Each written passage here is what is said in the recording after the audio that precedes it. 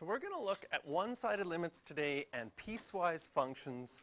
First of all, a piecewise function is a function that comes in two pieces. Often you're going to say, well, this is two different graphs, right? 2x plus 1 is a line, x squared is a parabola. If you graph those both at the same time, what you would get is a parabola and a line. And if those were both one thing, can you see that that would not be a function because it doesn't pass the vertical line test if those were both put together? The parabola on its own is a function. A line on its own is a function. But putting them together as one thing would not be a function. What a piecewise function is saying, let's take the parabola, let's take the line, and only graph a piece of each one of them. So for the line, 2x plus 1, you're only going to graph it when the x values are bigger than or equal to 1. And for the parabola, you're only going to graph that for the x values less than 1. Well, what would that look like?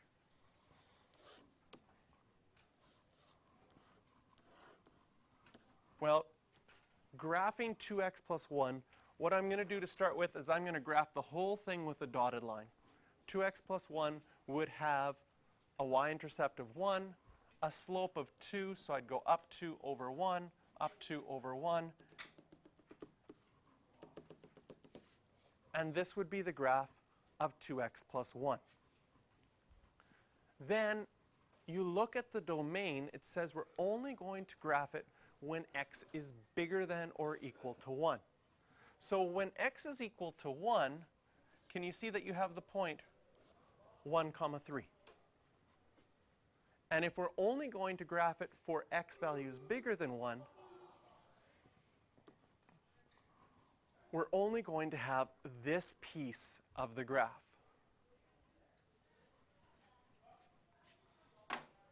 Similarly, if I were to graph x squared,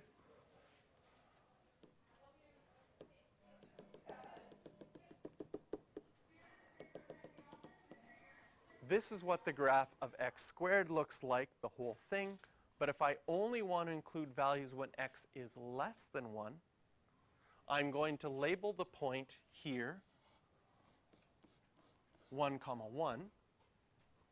And I'm only going to draw the parts where it's less than 1. So that would be this part of the graph. Notice that I used an open circle for 1, 1, and I have a closed circle for 1, 3. Why is that?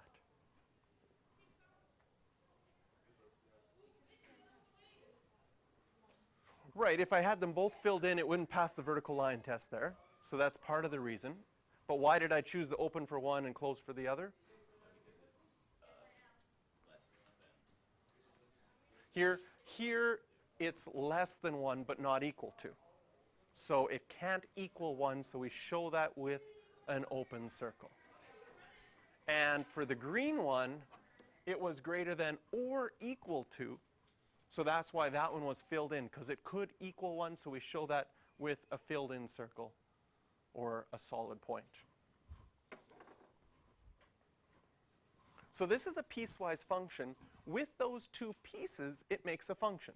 Because if you were to draw a vertical line and move that from left to right, at no point does it ever hit 2 values. And that's the definition of a function. And because it has 2 pieces, we call it a piecewise function.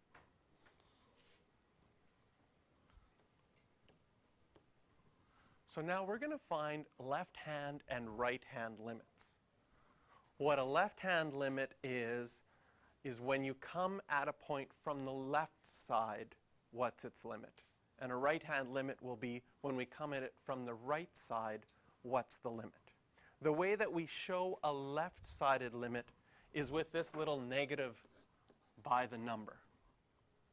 That little -1 says we are going to approach the graph of f of x from the left side or the negative side of 1. So now if we go back to our graph, if we're coming from the left side towards x equals 1, ooh, which is fancy,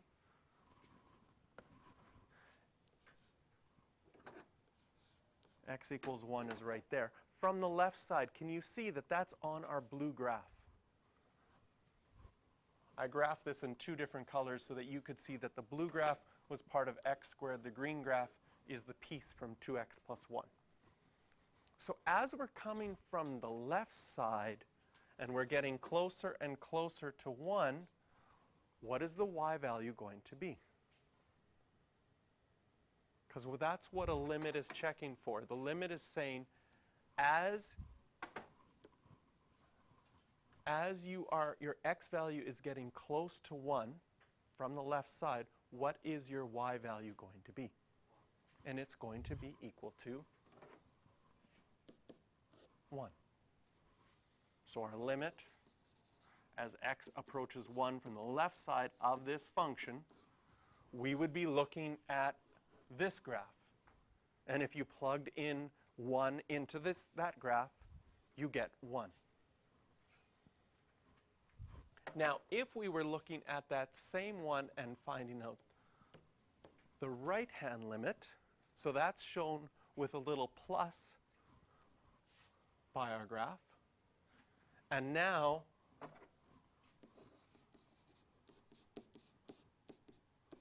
we're trying to find the y-coordinate when we come from the right side.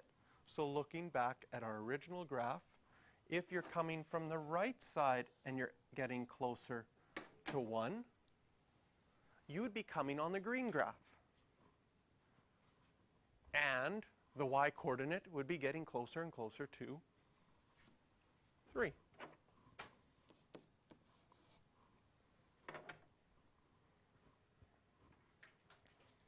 So in this example, our left-hand limit was 1, our right-hand limit was 3. And anytime your left-hand limit and your right-hand limit don't match up, it's going to tell us that the limit as x goes to 1, if we just wanted to find what is the limit as x goes to 1 of this function, we're going to say that it does not exist. If you want a shorthand, didn't.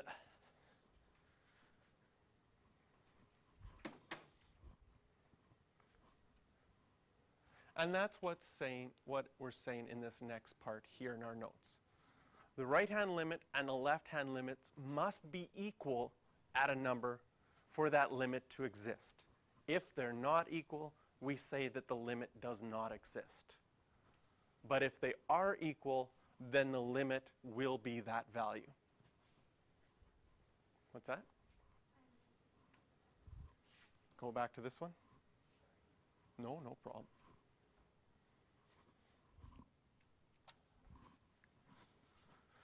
So now here we have another piecewise function.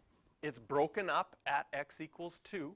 So one part is when x is bigger than or equal to 2, the other part when it's less than 2. And we're trying to figure out, does the limit as x goes to 2 exist here? So if we draw a graph of this just to see what's happening, well, I'll draw the top part here in green. 3x minus 2 would have a y-intercept of minus 2, a slope of 3, so we would go up 3 over 1 for our next point. That's the whole graph. We're only graphing it when x is bigger than or equal to 2. So we go to x equals 2.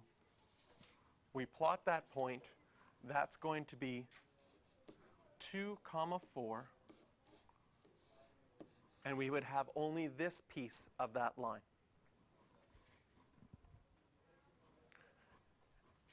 And then if we graph x squared in black,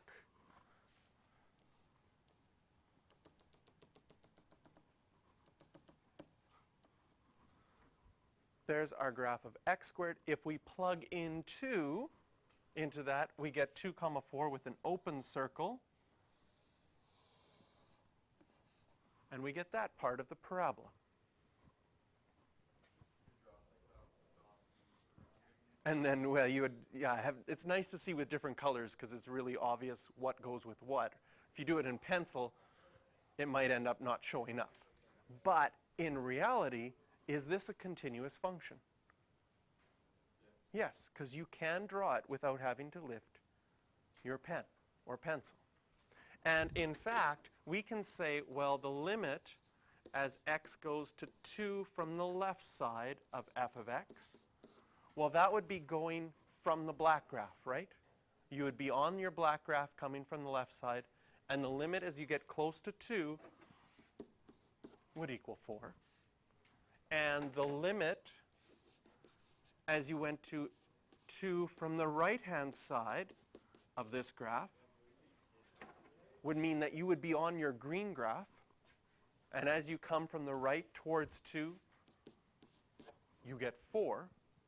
So in this case, since our limit from the left and our limit from the right are the same, we would say that this limit exists and the limit as x goes to 2 of f of x is equal to 4. So our first example, from the left and from the right were different values, so then the limit didn't exist. But on this example, when we looked at coming from the left and coming from the right, they were the same value, so our limit does exist. Yes? If you had y values that were the same, would it still be, would it still be graph? Like if, Like you're saying, my y values, when I plug in 2 into both of these, are both 4. well, yeah, but Right.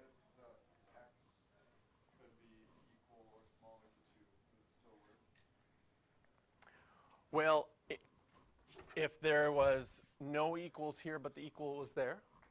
Or both of them work? Well, if they were both equal,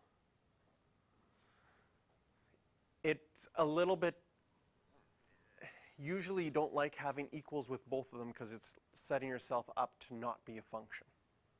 In this case, because they're both at 2, you're not actually having 2 points there. You could have 2 equal signs on this one, and it wouldn't be a problem. But generally, on a piecewise function, you don't want your domain overlapping at all, because then it's not, then there's a good chance that it's not going to be a function.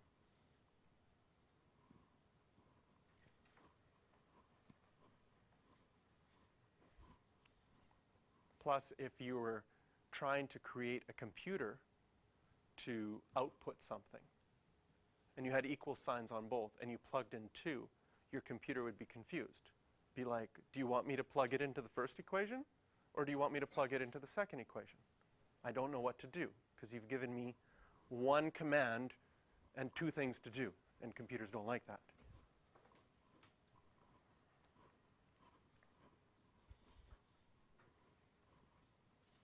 All right, I'm going to let you guys try this one.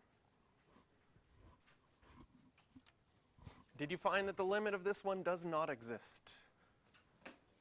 Because we've got the graph of the first one I did in green, the second graph did in blue, labeled the points when you plugged in 2, so you have 2, 15 on your green graph and 2, 7. So your left-hand limit is equal to 7, your right-hand limit is equal to 15, and your limit doesn't exist.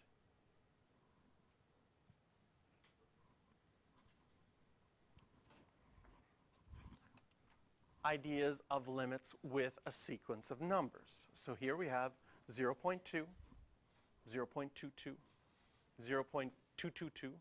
What do you think the next number is going to be? Yes. 0.2222, and then, it's kind of fun, 0.22222. If we keep going, we get pizza. 2, 2, 2, and so on, and so on, and so on.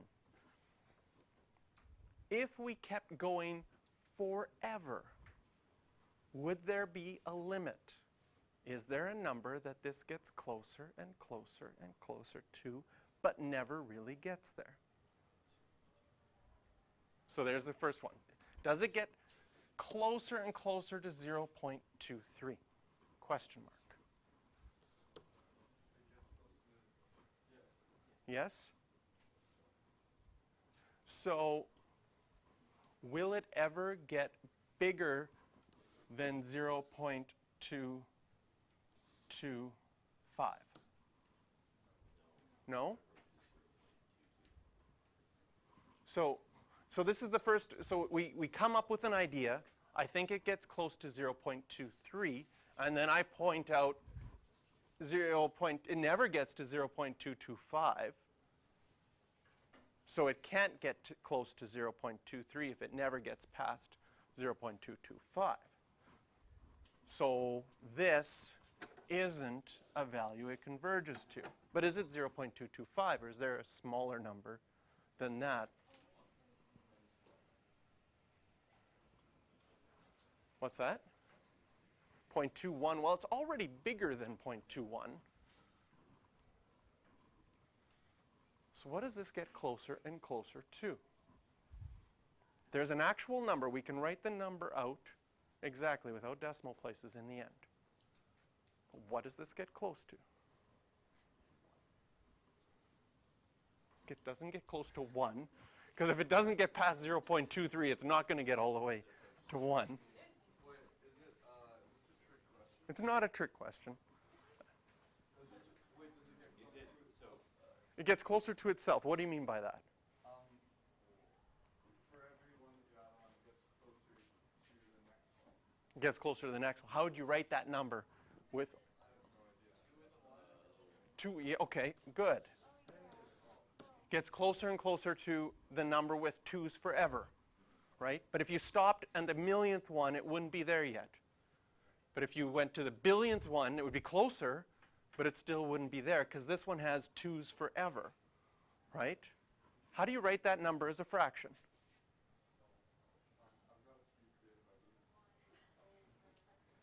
You got a few creative ideas? Like this one? That's my new, ooh, really creative. I survive. Yeah. No, not allowed.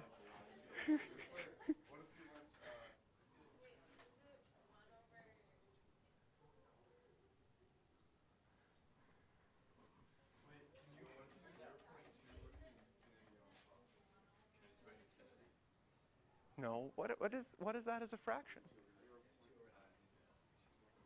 2/9. Right?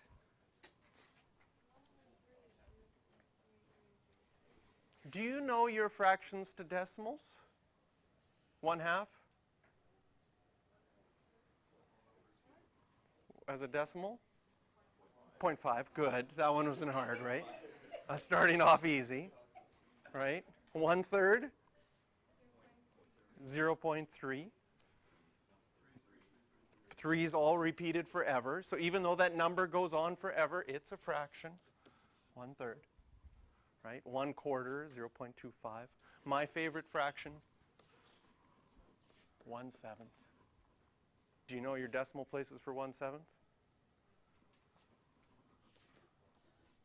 0.14. Double that again and make a mistake, right? Repeated. 0.142857 over and over again. The reason 7s are my favorite fractions is because if you know 1/7, 2/7 is, well, what's the next biggest number? You started with the 1. The next biggest number is 2. So you go 2, 8, 5, 7, 1, 4 repeated. And then 3/7 is 0.428571 repeated. And 4/7, seeing the pattern, 0.571428 repeated. And you can keep going with that, which is pretty cool. So I like 7s. They're pretty fun. Now, talking about repeated numbers. Which is bigger? We're getting off topic. We don't need to have this in the video.